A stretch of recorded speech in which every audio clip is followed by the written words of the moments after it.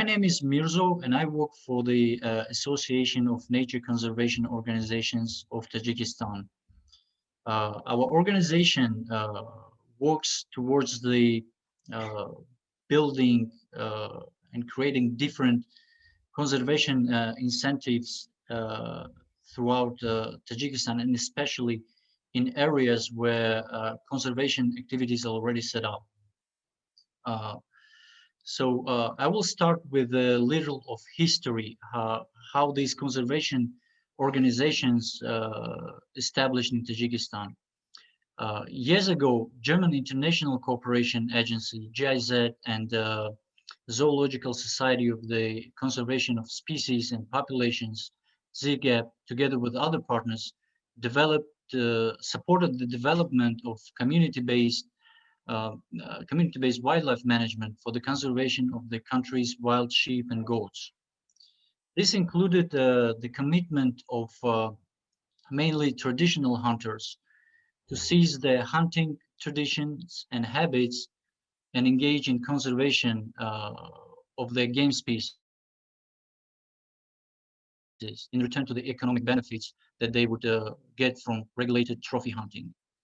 So thus were created these conservancies that exist right now, community-based conservancies, and some private concessions that exist right now in Tajikistan. Uh, so these conservancies, they function to this day, and this approach proved to be beneficial both for the wildlife populations and for these communities. The revenues fund the work of rangers, and any surpluses that are derived from these actions are invested into local development projects, such as bridge constructions, school renovations, hydropower station maintenance, and donations to the most vulnerable members of those communities. Uh, some years, these conservancies don't get hunters due to their remoteness or other factors such as political pressure by the for-profit competitors. Therefore, our organization, UNCODE, has developed several other incentives to diversify uh, the revenue sources and support the work of these conservancies. Of course, one of the incentives is other forms of tourism. The tourism products that we have developed in these conservancies are not necessarily wildlife related. Sometimes, they include other forms of tourism as well.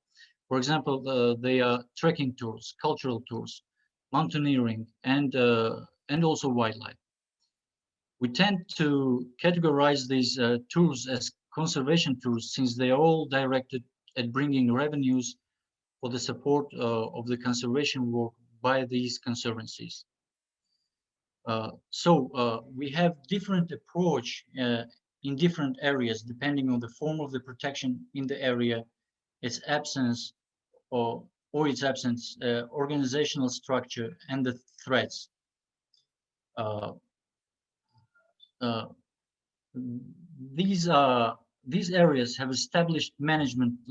First of all, let me talk about the type of the conservation tourism that we have set up in these community-based conservancies. The community-based conservancies uh, are the easiest places to set up the conservation focus tours. Why? Because they already have established management in place. They have conservation activities already in place. Rangers in these areas have experience working with foreign guests, some infrastructure already set up, like functioning homestays, and also there is already a functioning scheme to distribute the benefits uh, from these tourism revenues or hunting revenues. In these areas, we try to build the capacity of local organizations by training guides that the organization chooses, or providing guidance on the investments into the facilities and infrastructure, and also building the capacity of the organization as a service provider or a destination management company. So in these areas, we have developed certain tour products that the organization offers, either directly to tourists or to tour operators. Uh, Examples can be yak riding tours, or trekking and hiking tours, wildlife watching tours, including the snow leopard tours.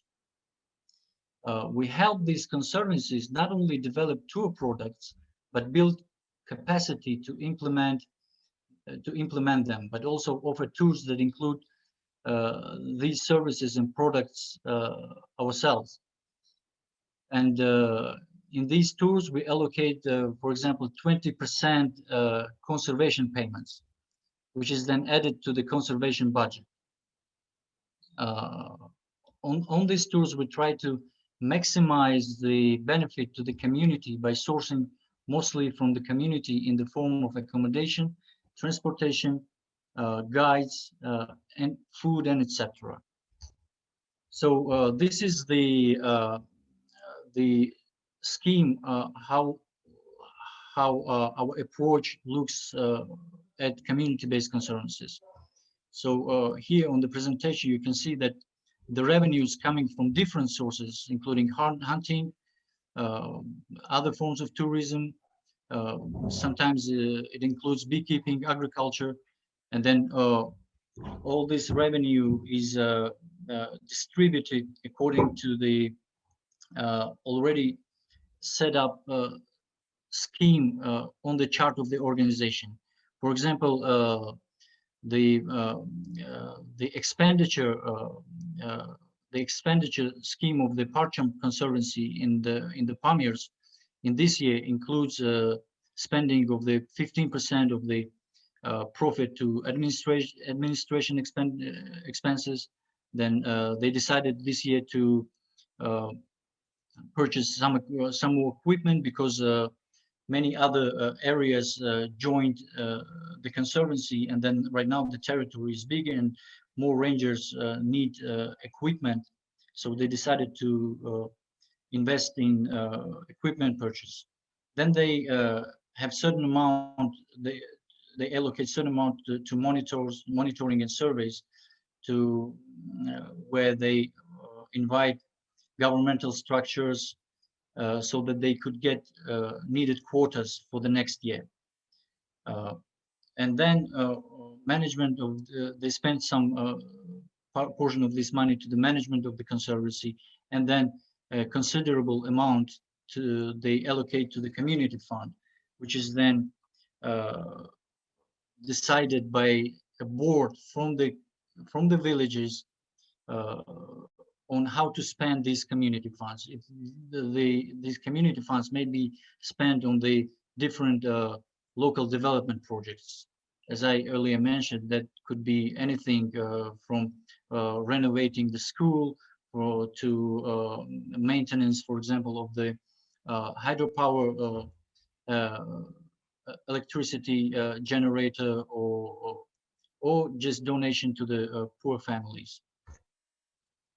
So in private concessions, we have different scheme. We have in this, if in community-based conservancies, we work towards building the capacity of the local organization. In private concessions, we work towards building cooperation and trust between the concession and local communities adjacent to the concession. For example, during the snow leopard tours in private concessions, we hire more rangers from the communities, stay a couple of nights outside the concession in the villages, and we focus our support during these tours mostly on the help and of the rangers of the concession that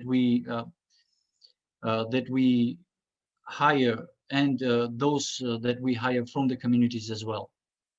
Or during these tours, we try to use the services, we try to buy products from these villages, and etc. So since sometimes we support these rangers because sometimes these rangers are not paid enough, or they are not hired for full time.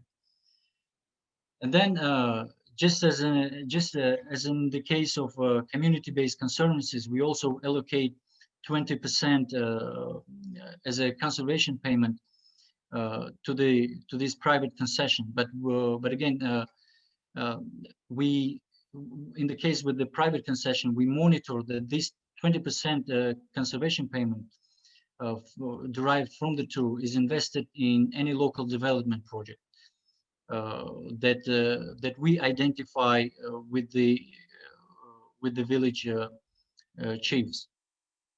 So this scheme builds trust and respect from the local people to the family that owns the land and receives most of the benefit, which in turn creates sustainability.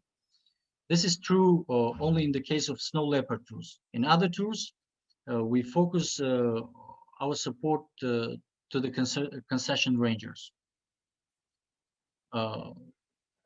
In the nature reserves, we look at the threats, and we look at the uh, possibilities of supporting key affected stakeholders. The problem of nature reserves in Tajikistan is poor funding and management by the government. Consequently, rangers in these reserves either practice unsustainable use of their resources or simply do a bad job. For example, Zorkul Nature Reserve on the frontier between Tajikistan and Afghanistan.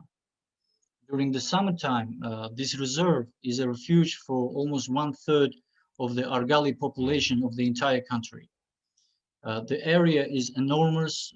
Rangers do not have equipment and the means to do regular patrolling. So there are many threats to the wildlife in this reserve. The lake, which is in the reserve, is a breeding ground for bar-headed geese, and as I mentioned, a place where one can see big herds of Marco Polo sheep during the summertime. So we have a couple of tours set up that includes visiting this reserve. To make any little conservation impact here, we support local pastoralists in improving their corrals against snow leopard attacks.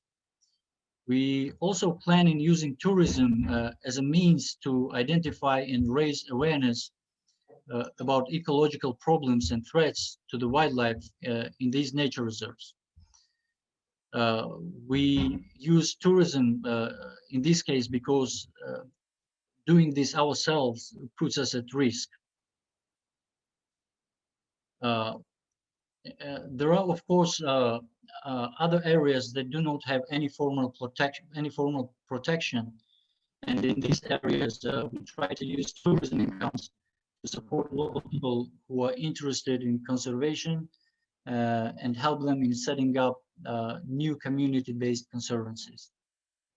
So in Tajikistan, we found that the best practice in terms of the political situation, in terms of the mentality of the people, is first to set up this community organization and create the ownership of the land, and then invest in the capacity of these organizations to create sustainable conservation. And tourism is one of the ways that unquote that our organization is doing it right now. And at the end, I would like to say that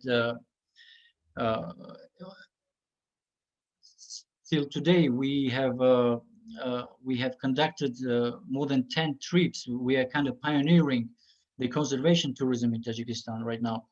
And so far, we had very, very good feedbacks, and we had uh, good experiences, and both the tourists are happy, as you can see from this picture. This is, by the way, a moment when our tourists in one of the community-based conservancies in Pamir spotted the snow leopard.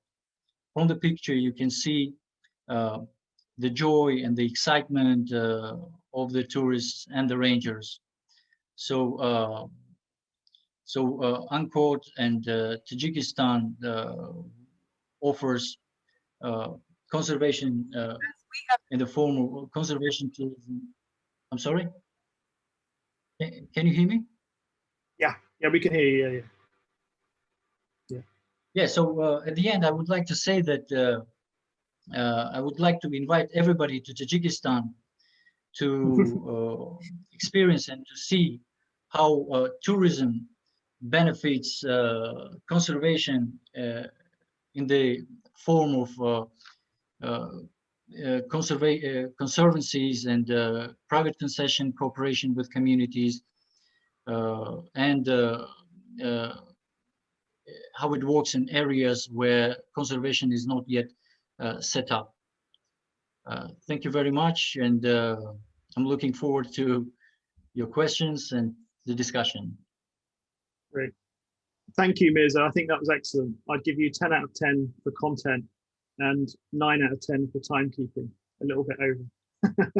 Okay. But I thought that was a really interesting presentation, wonderful to hear about.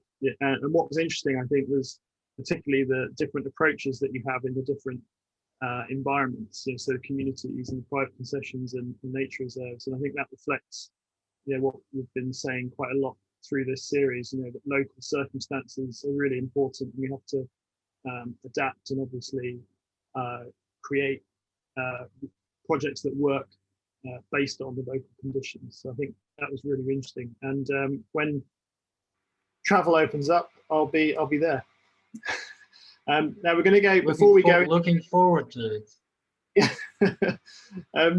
Before we go into questions and discussion, we're going to hear from the other two first. So we have the presentations first. So I'd like to now invite Anne Camille to give us the experience from Mongolia. So maybe Mirzo, I think you have to stop sharing your screen, right? And then that's what I'm trying to figure out how to do, actually. Should be share. Yeah, there should be. It shows it on the top for me. Yeah. Okay, I still have the. Well, it says Mirzo, new share.